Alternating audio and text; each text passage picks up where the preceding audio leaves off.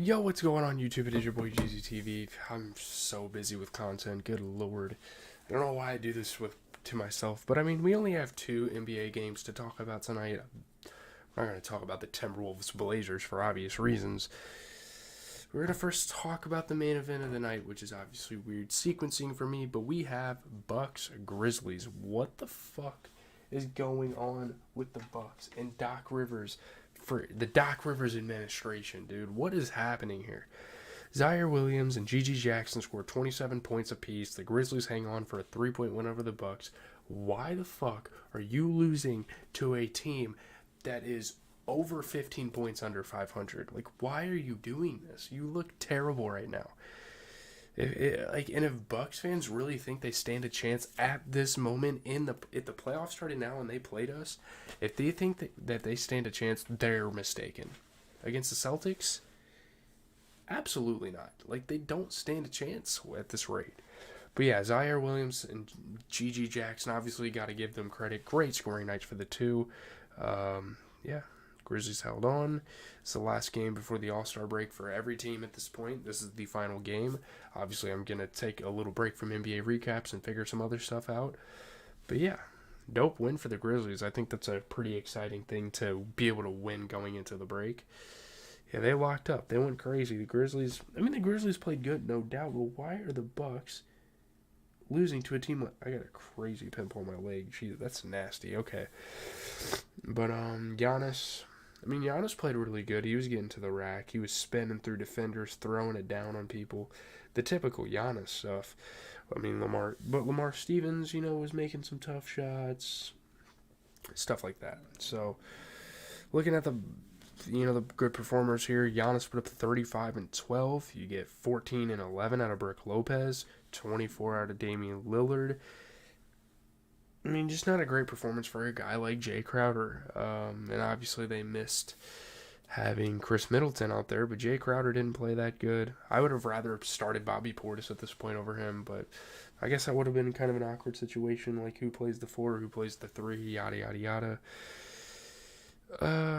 Yeah, I don't know. It's super weird. But looking at the Grizzlies, 27 points for Zaire Williams. They didn't even have Triple J either. You get 18 and 12 out of Vince Williams. Shout out to him as well. You get 27 points from Gigi Jackson off the bench in just 30 minutes. He shot 60% from 3. Really good one for the Grizzlies. Moving on to the Warriors and Jazz. They made this up from January 17th. This was the game they canceled because of the coach passing. Still rest in peace to that guy, obviously. But, yeah, Warriors ride Klay Thompson's big game off the bench to a 3-point victory over the Jazz. Maybe that's the move. Maybe that's their calling, to have Klay Thompson come off the bench. They've been looking great recently, So shout out to the Warriors. They had a tough start to the season, but it's really nice to see them starting kind of stack up some wins. Klay Thompson came off the bench for the first time since his rookie season. Great 3-point shooting. This is probably his best game of this season, and he, again, off the bench, is great to see that happen for him. Jazz tried to come back, but it fell short. Colin Sexton tried to hit a game-tying 3, didn't quite get it. Yeah, this is great. I mean, we haven't seen Klay off the bench in 12 years, which is wild. But, yeah, John Collins obviously made some mistakes in crunch time, and Gary Payton was making some impactful plays, getting some putback dunks.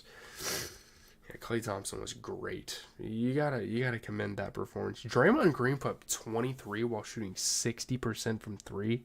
You get 16 and 10 out of Steph Curry. You get 35 points for Klay. I just can't, I guess no one's really talking about Draymond Green dropping 23. That's awesome. I love that for Draymond, seriously. I'm not a huge fan of Draymond per se, but to see him kind of recover from his suspension and come back and be impactful for a team that needs him, I think that's really cool to watch. So, shout out to the Warriors again. Obviously, the Jazz. John Collins put up 18 and 13. He shot 33% from 3. You get 20 and 14 for Lauri Markkanen. Super high scoring game, super offensive game. Both of these teams were at their peak there. 35 points for Colin Sexton. You get 33 for Keontae George shooting 50%. He is a great up-and-coming rookie. Super excited to see what he does over the next couple of years in the league. Walker Kessler, super lackluster performance. He was one of the guys, like, everyone else was going off, and then you have Walker Kessler kind of just slouching off. But they really don't have that many other big men besides Yurtseven, and I don't even know if they're going to play him. So, yeah, obviously the All-Star festivities are coming up, so I'm not going to be talking about any more basketball for a while. I'm not going to talk about the All-Star break. I think that's kind of pointless. It's just for fun. It's not really something to be analytical about. But tomorrow is the Celebrity Game and the Rising Stars, and then the All-Star Saturday night, you get the three-point contest, you get, Media Day, you get the dunk contest. I think there's like an HBCU Classic. Then Sunday's obviously the All-Star Game.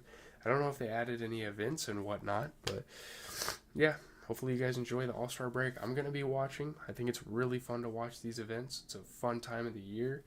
I have a lot of stuff to do, but we will try to get to it. So, yeah, Yeet album just dropped. You just listened to it, so that'll be out tomorrow, that review. No spoilers there.